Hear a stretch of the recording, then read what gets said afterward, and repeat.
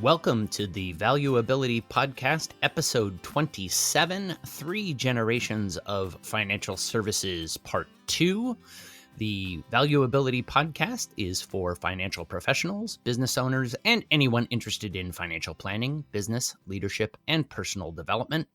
We believe that financial success comes from building a plan on the foundation of your values, and building your ability will help you get there. My name is Danforth Fleek. I was a financial advisor and product wholesaler for over 20 years in the financial services industry. I am typically joined by my co-host, longtime friend and mentor, Philip Simonson. Philip has been in the financial services industry for over 40 years in a wide range of roles. Philip and I talk about the concept of flying the plane while you're building it, as we have been learning how to do the podcast.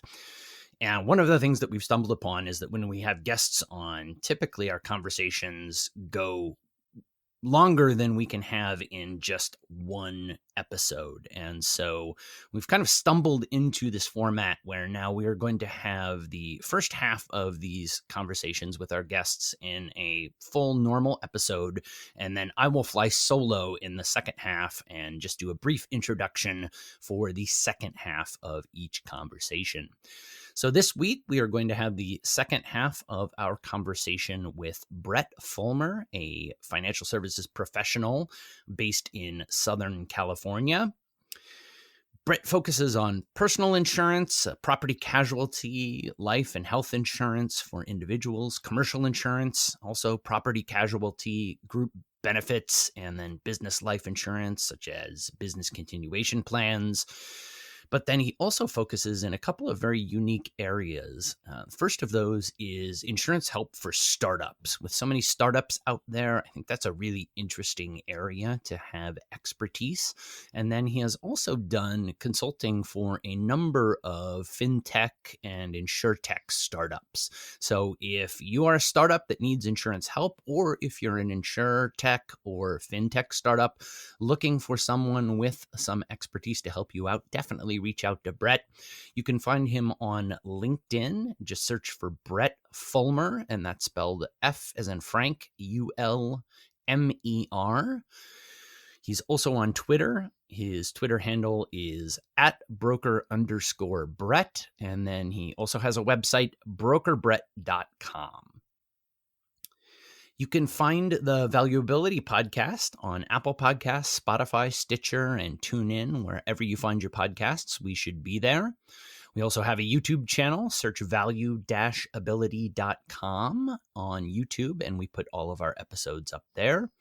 You can also find us on our website, value-ability.com. Click on the episodes tab, and our episode player has all our current and past episodes. Wherever you find us, please like, review, subscribe, and share. The mantra of podcasters everywhere. Really say it each week. Subscribing and sharing, specifically sharing, is one of the biggest things that you can do to help us out. So if you like our content, please pass it on to someone else that you think might like listening to us. If you'd like to connect with us, reach out to us via email, info@value-ability.com. Again, that's info@value-ability.com. Or you can find us on social media. We have Twitter, Instagram, Facebook accounts. Go to value-ability.com. Click on the Contact Us tab, and all of our social media links are there. So if you haven't listened to last week's episode, or you don't remember where the conversation left off, I will give you a little bit of a rundown on that.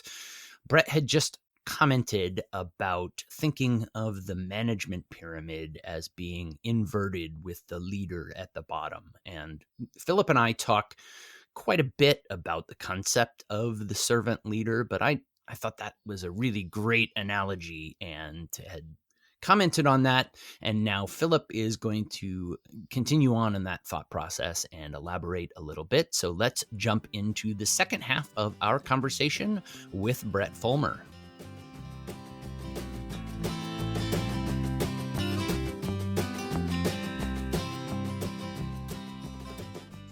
putting us all together is we've got three different generations.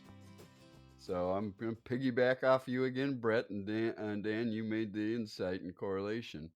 When I started, that pyramid was the other way. In the industrial Right. era, it's the top of the pyramid was the leader, and most of them, unfortunately, were autocratic because they owned the power of hiring and firing because they had the power of title or rewarding and punishing. But the better leaders in today, because right now, and they controlled the information. Well, today, even as an advisor, and if I'm not growing, I'm dying. But I got to at least make sure, as an advisor or as a coach, or I've got to want to make sure I create meaningful relationships, and I add value in every interaction. I better, I try to make sure I'm listening to something and growing every day, so I can stay ahead of my competition, because they generally know more. The consumer will know more than what I know. And I got, information used to be the broker when I first started, Merrill Lynch or Payne Weber, the broker controlled the information. Then we went into financial planning, and that's what you hear now. And then now you hear advice. But bottom line, you have better be adding value, and it's that pyramid is inverted, as Brett said, and you're now serving them. They're not serving you, is the old traditional hierarchical. I think kind of what happened, and I totally agree. Sorry, Dan, just to jump in. No, The, go. the world used to kind of make sense and be directional. They built out new suburbs, people got new jobs, people filled in gaps. And then I think with, advent of the internet, what we're kind of in now, everything's sort of getting digitized and repurposed, and everyone has access to a lot more information. Your network's just not Main Street, and COVID's even changed that too. Um, so by, I'll say, servant leader mindset, and don't get me wrong, my business partner, he's ran, a nationwide brokerage. I knew I needed somebody who could hire, fire, and run a profitable business. I think the Mm-hmm. core fundamentals still matter, but engaging everybody's eyeballs as opposed to yours, I just think is needed when the world's so dynamic. And that's why I think empowering people is more helpful today, when you can't just set a course and say, we're going to do X, we're going to produce X widgets, we're going to grow X over time. Today, I think we all have to help each other find opportunities and work together to succeed. That's a great point. I I make that on a number of different topics that people look back. The big one I always say is, preservatives. Oh, preservatives are terrible for you. You should really be eating whole foods. Yeah, but 100 years ago, you were worried about dying of hunger. And so the way to get food to people was to put preservatives in it so they didn't die starving to death. Right. So when you rewind and look at how things were, as you mentioned, in the industrial era, it was top down because they were building maybe automobiles, or they were building desks. Yes. It was very industrial, very task oriented.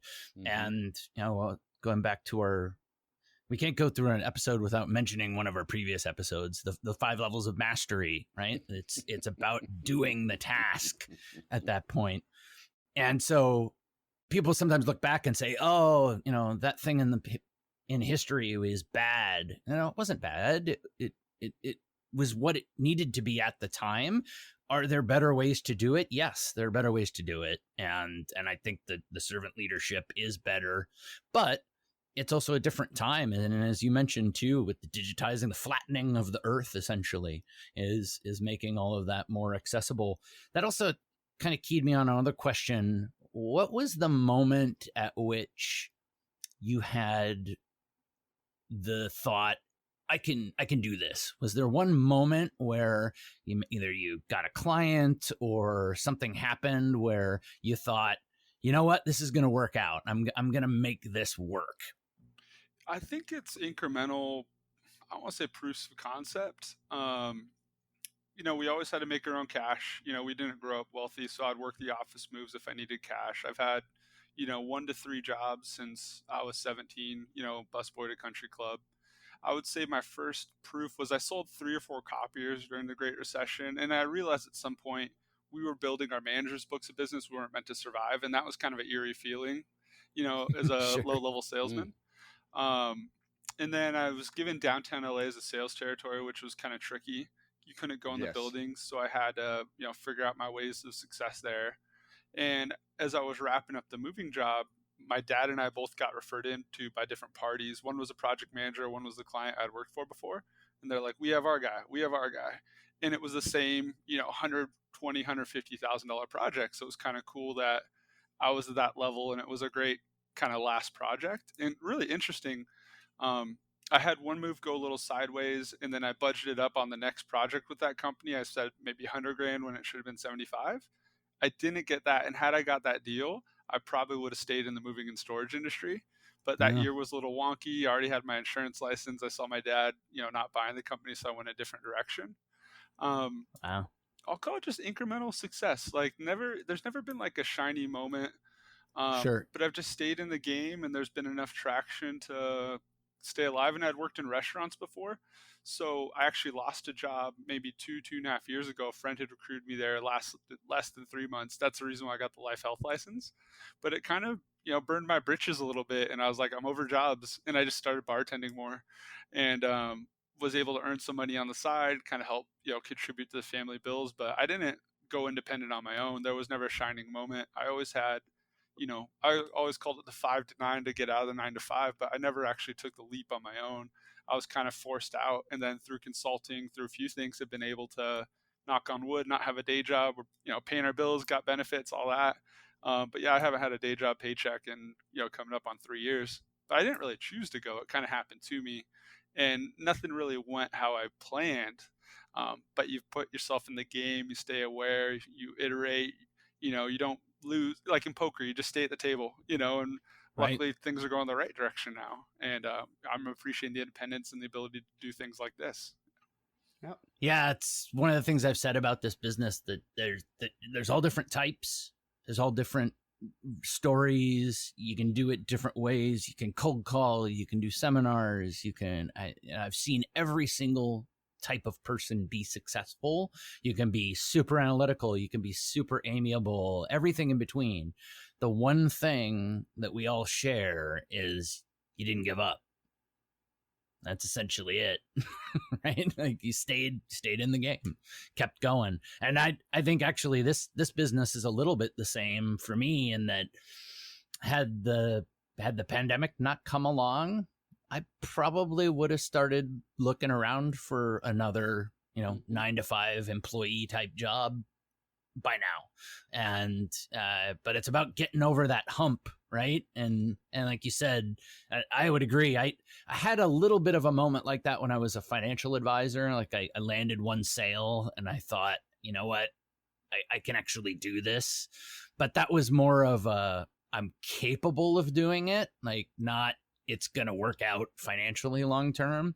I agree on the other side. It's just that kind of, one day you wake up and you're like, you know what, I'm not terrified anymore. Like, I'm not worried anymore. Like this is gonna make it. That's right. I to piggyback on, I think the number one key trait, I guess, or characteristic of whether or not an individual's going to have is that in entrepreneurialism and ability to take risk.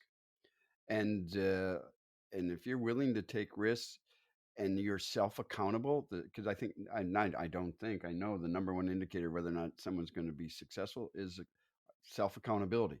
You can manage your own talents and resources to achieve what it is you want for yourself. You don't need someone else. And that, as I look back at my career, one of the things I've probably the most, I guess I was proud about back then was I never had a zero commission check. I was straight commissions as well. And I always, the $500 went away right away. I never had, and that was for to pay your office and buy those mailers and the phone, etc. So you still had, that didn't put food on the table. I would have, I never had that blank check. And once I realized, all of a sudden I can meet people just on the phone and get their money and not even see them in person, and they're I'm half their age. that was my epiphany. I can make it. I don't need anyone else anymore. I have the skills and the traits to be able to survive in this industry. Second thing, though, some things haven't changed amongst a generation, and that's this. The motivation. Um, the first child can come anytime. The rest take 9 months. Uh, boy, I kicked her into gear once. Spencer was all of a sudden, oh, you're having a child. There's a little more motivation. You now have two other mouths to feed, and yeah, so it's you do something you love to do, and you can get passionate about it. And this is again a great industry because it's a noble industry if done properly. And I just would encourage, I also encourage my sons, if we've got listeners out there and thinking about this industry and, can I still make it? And, as an independent contractor, meaning, you're self-employed. Uh, I would tell 'em, I still think, I graduated the urban studies degree. I knew the day I went into work for a government was the day I did it for an internship. And on that first day, I said, "Well, the day you get hired here is the day you retire with a coffee cup in your hand." I said, "This isn't going to be for me." I thought I was going to go into politics. Married Lisa. She said, "No way. I'm not going to be a politician's wife." That's where I was going. But another key component, and I shared this with my boys, is look, when you're interviewing and is you got and they're interviewing you, one, you are interviewing them. And one of the questions you need to ask that person, because we all have to have starting points, is this. Two questions I want you to ask. If we're sitting down 3 years from today and you said we've had a successful relationship, what must happen in order for that to occur? Then two, you know, people that have worked for you in this organization, where are they now? If that leader cannot demonstrate they've developed some, people who are underneath them, or, and I don't say that in a negative connotation, but, they've moved them up in the organization, you put your training shoes on and you run as fast as you can outside that door. Politely say thank you, no thank you, but get out of there. Unless you come out of college with a big, engineering degree or, something specific, accounting, if you're coming out with just a general bachelor's of arts, you need good mentors. I did kind of think of two signs of success too, to kind of flip back a little bit. I've sold literally every type of insurance, like personal lines, commercial package, benefits, life. And to me, that was kind of interesting. And now I just got to figure out where I'm doubling down. And I do think the financial planning kind of key man, business owner relationship will be something that I'll really lean into. So that was one sign. And then a startup I helped while I was at the moving company, I brought in their only revenue and I helped them win a couple awards. So that kind of made me Cool. feel like I could help make something out of nothing. It was a data visualization startup from 2014 to 2016. That was just a little ahead of its time and probably in the wrong neighborhood. Bankers still wanted to use Microsoft Explorer and Excel. It was a little bit more savvy. But yeah, sorry to piggyback. And then I do No, agree that's on brilliant. the interviewing people. I always found it funny whenever I go for interviews when I started getting sold on jobs, when it kind of switched from grilling you to selling you. And I always thought that was a cool sign. Um, and just for record, I That's did. good insight. That's Yeah, very no, it's good. A lot of people don't have that self-awareness skills. Oh yeah, and I've seen it when the table kind of flips. And when I did lose that job, I applied to 60 or 70 jobs. I was 33 and I got offered an assistant to an assistant role, and I got offered basically a boiler room cold caller role for some guys who focused on workers' comp. And if I was 23, I would have taken both jobs. But being 33, I felt like I had to take a bigger swing, and that's when worked on my own brokerage, started helping a startup, eventually helped out at the benefits brokerage doing P&C to cut my teeth a little more, and now I'm back to working on my own thing with a business partner that I think complements me. But it's a That's journey, cool. you know. I Amen. Life is, people about life. Well, there's many different ways to sum it up, but one thing I've learned, life isn't a journey, it's an adventure. It isn't some pre-packaged travel agent deal. No way. Get ready, have bent knees. I used to play hockey. I used to play hockey against a lot of the in northern Minnesota and high school against those guys who won miracle on ice, and much better than me, of course. But boy, one thing my coach always told me: have bent knees, because he won't get knocked over as easily. Well, that's another interesting point, is that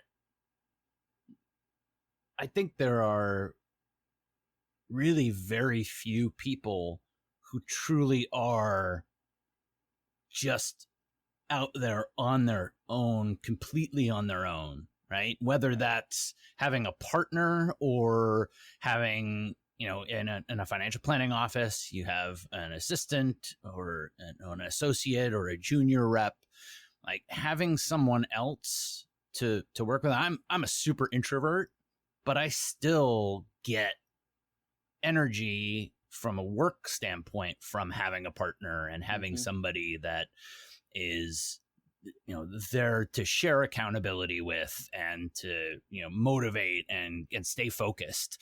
Now, as the listeners will know, the downside is that Philip and I can get rather unfocused together, so we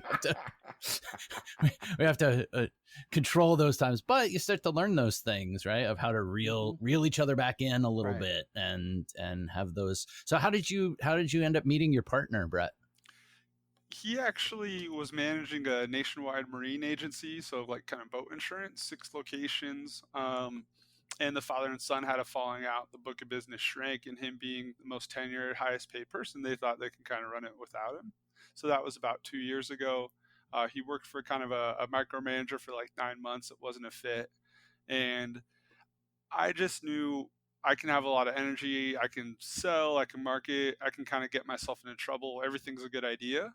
I needed somebody to kind of do that hiring, that firing, that running a profitable business. I knew I kind of needed a governor, and he's 56, and I just respect him as a grown man who's seen a lot of stuff. So I kind of put him as president. Technically, I'm broker, digital strategist right now.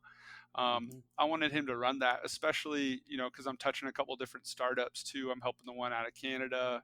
I'm helping a open source data startup out of Colorado that does commercial insurance underwriting, and then I'm helping a local pet insurance startup.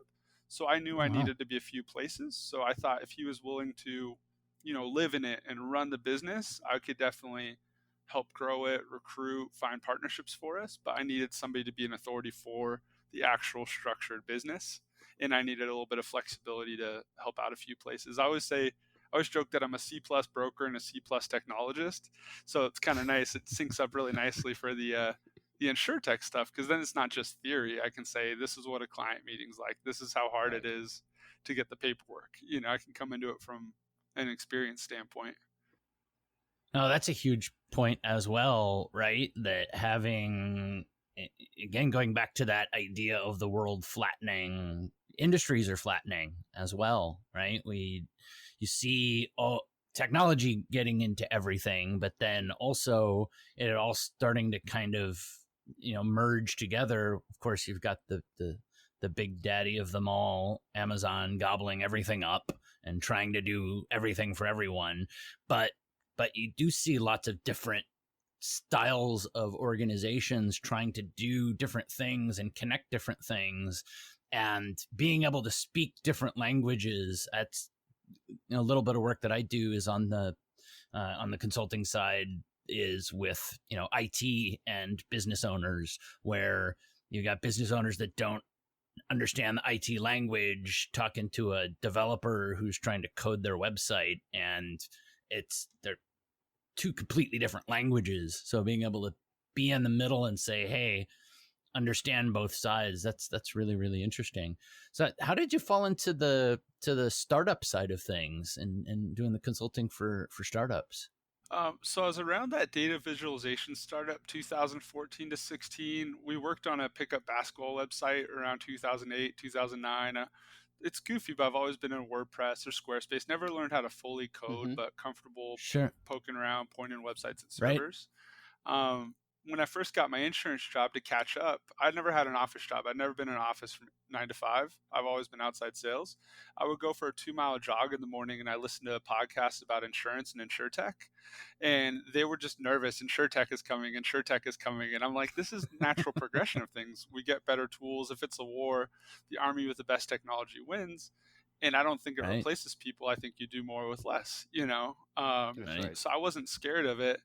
And so I had Broker Brett. Originally, it was just a forms website, and I would just send out /home /auto because I couldn't get my friends to fill out paperwork. So I just made my own little fact finders, and it was easy to put that link in Awesome. an email. And then I had Broker Gizmos for a second, just messing around and reviewing different tools I thought were out there, and that kind of helped me get some traction. And then I flipped it back to Broker Brett again once I was done at my last sales job because I turned it into Broker Gizmos when I had a day job and just kind of made it Mm-hmm. more of a news thing. I flipped it back to Broker Brett. So it was kind of a happy accident. I was really lucky to stumble across the domain. I do think broker gets kind of a negative connotation, but I actually don't mind because I think it's pretty true sense of what I'm doing on the insurance side. But yeah, the startup stuff was just my own interest and being around it. I don't think the internet creates anything as much as it digitizes what's already there. And, they compare the internet to the printing press. Um, so, and I've heard since then that when technology shifts, new winners emerge that kind of utilize that new tech. Like even carriers are having a hard time transitioning. So I just wanted to be on that side of it. Plus, I've applied to over 100 traditional insurance jobs and nobody would take me. So, I couldn't find a home there. So I had to work with the insurtechs that would give me access to their paper. I had to go where I was welcomed, and it was just on the frontier of the business. Yeah,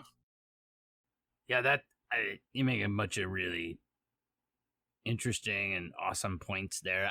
I've always thought of it in a similar analogy that the internet is really like the robots of the past, right? That everybody freaked out about. Oh no, cars are going to be made by robots now, and everybody, no one's going to have a job anymore. And no, it's just change. It's just changing the way it gets done and making it more efficient, but then people go on and find other things to do.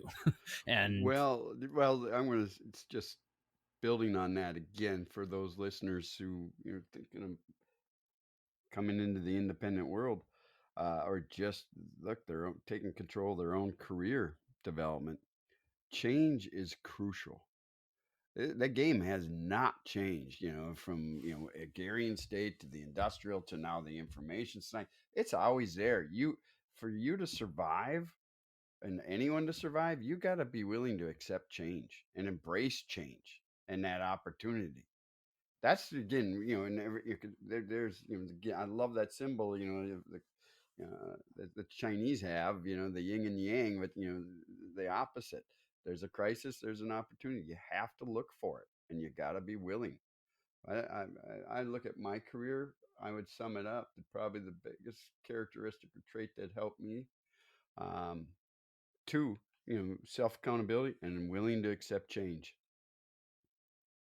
And then there's three. I had some great mentors, and you can tell the direction where a person's going by whom they're hanging out with. Yeah, and to your point on mentors, the two guys who spoke in my life the most when I started selling were my dad's best friend, who's a very buttoned up real estate guy, and a guy who ended up on financial planning side, similar.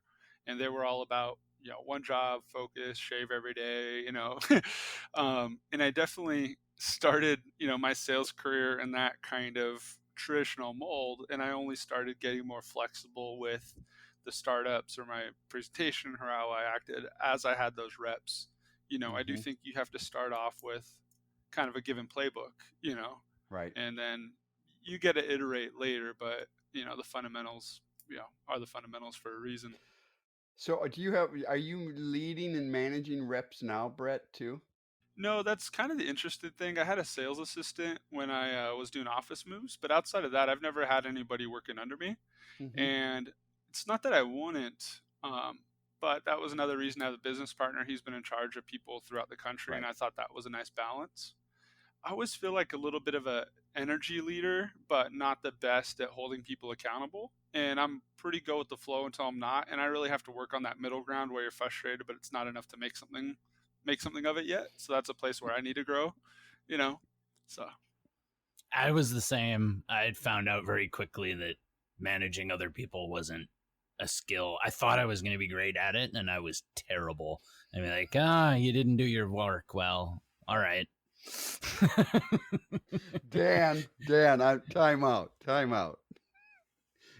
You don't suffer fools gladly. No, that's the other side of it. And you're real quick to size people. It's hard to make a silk purse out of a sow's ear.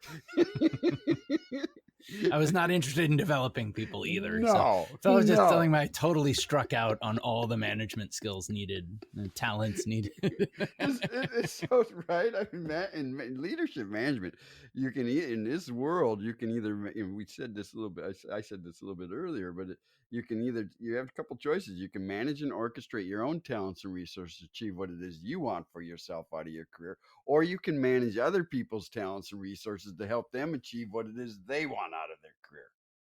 And it's just a choice. In the history of man and woman, humankind, however you want to phrase it, there's my, there's my age there, but yeah, what hasn't changed is there's those people who get paid to do tasks. Then there's those people who get paid to manage those who do the tasks. Then there's just a few who end up managing the money, who end up managing the whole world. And those families, you can go back and we can name them. They haven't changed over the centuries. And to your point, you do need people to multiply, to stretch out. I think we're going to need humans for complex decisions. So for P&C, they say a personal buy insurance on their own up to about $400, maybe for a bicycle or whatever else. And commercial, it's about $1,200. A business might go on and buy a policy they think makes sense. But after that, you want some coaching. I don't think we're going anywhere, especially in the high value, advisory role. But I do think you want to be able to manage people. That's a multiplier. And then I do think servers in a way can kind of act like little, computers can act like little people you can manage too. So if you game your websites enough, if you have things organized well enough, that's another workforce. It's like your old robots. Well said. Yeah. Well, we're coming up on an hour here. We wanted to wrap up with one question that which we have asked a couple of people now, but I think only one of them has made it on air so far yet. But no pressure on you, Brett. I was gonna say 50%. Dan. Yeah. Oh, good for well, it hasn't made it on air because we haven't posted it yet. Not because it hasn't been good enough. What's one quote or bit of advice have you gotten from a family member or a mentor that has been the one just nugget that has really stuck with you over the years? My dad always haunts me with, if you don't do it right, this time when are you going to have time to do it again? That, seriousness of each rep and each pass. And I'll dovetail one more. It'll just give you a little perspective of my childhood. He loved the quote from Crimson Tide, when do you run a missile test, while there's a fire in the galley. So I just listened. Yeah, brilliant. We're kind of trained for this time. There's no excuses. You say the sky's always falling. I was really worried about, Detroit during the financial crisis, other things. And he's just like, hey, man, the sky's always falling, just be steady, That was my mother's favorite movie. And it was actually playing when she died. I had it playing on her TV. That's cool. That's a super special movie to me. That's awesome. I'm going to go back and watch it again. I'm glad you brought that one up. That's and Gene Hackman is my dad. My dad was a naval officer, and he looks and sounds like my dad in that. So that's awesome.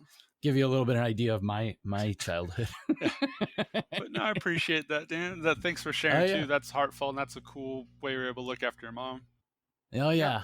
Yep. Oh yeah. Amen. Well, I was just taking notes over the course of our conversation, and the three things that popped out to me are, no surprise, persistence. Over the years, persistence stays the same. Number 2, keep your eyes open.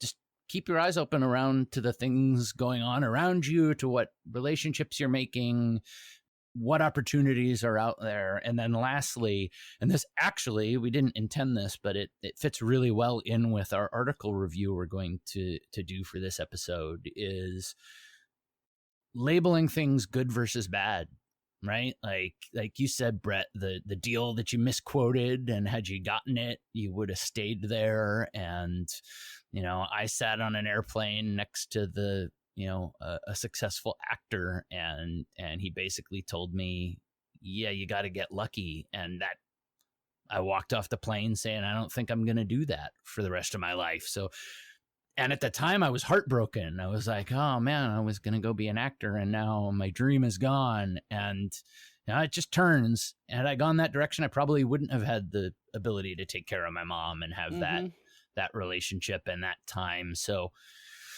when things happen, good versus bad, don't label it. Just keep moving and look at those first two. So, Brett, I want to thank you so much for taking the time for joining us this week. It was an awesome conversation, and do it again in the future sometime. Yeah, likewise. Thank you for just the insights. I do feel, even as an advisor, leveled up just by this conversation. And I'll have you guys on my pod sometime, and we'll share your knowledge with my startup and small business and Orange County buddies. But thank you for having me. Awesome is right. So, Brett, thank you, and stay healthy, my man. And remember, it's better to be 5 minutes late in this world versus 5 minutes early in the next. Fair enough. Likewise, guys. That's one of Phillips.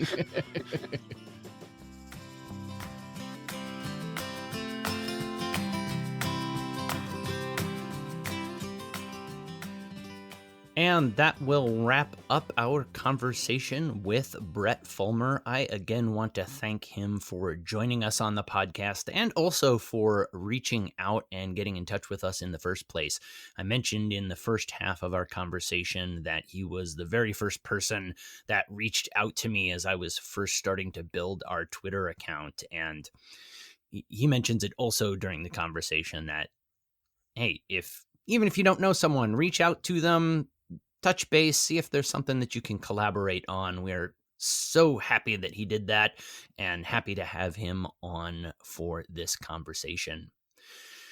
Again, if you'd like to get in touch with Brett, find him on LinkedIn. Search under his name, Brett Fulmer. That's F as in Frank, ULMER, to find him on LinkedIn.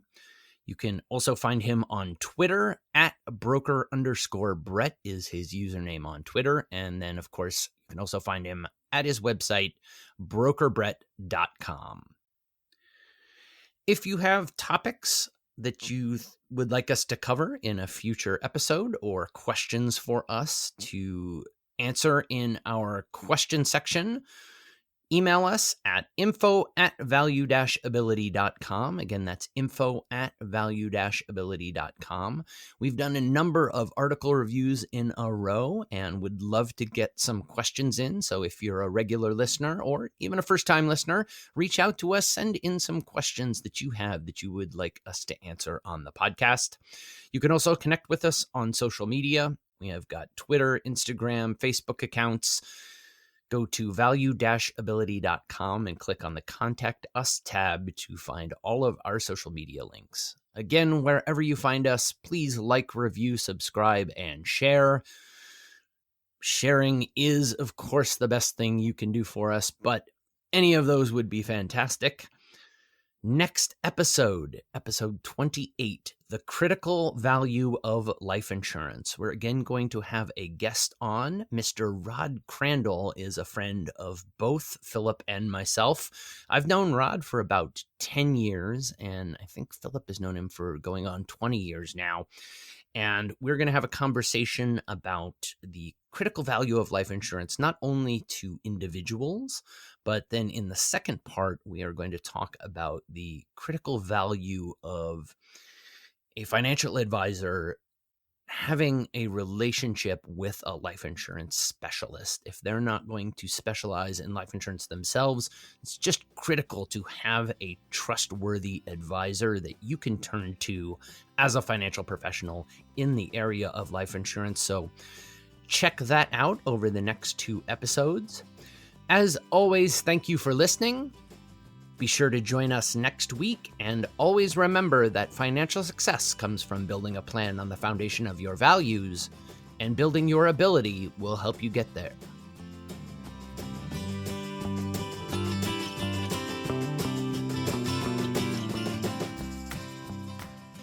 This is a podcast collaboration, not a peer-reviewed journal or a sponsored publication. We make no representations as to accuracy, completeness, correctness, suitability, or validity of any information in this podcast and will not be liable for any errors, omissions, or delays in this information or any losses, injuries, or damages arising from its display or use. All information is provided on an as-is basis. It is the listener's responsibility to verify their own facts. You should be aware of the real risk of loss in following any strategy or investment discussed on this podcast. Strategies or investments discussed may fluctuate in price or value. Investors may get back less than invested. Investments or strategies mentioned on this podcast may not be suitable for you.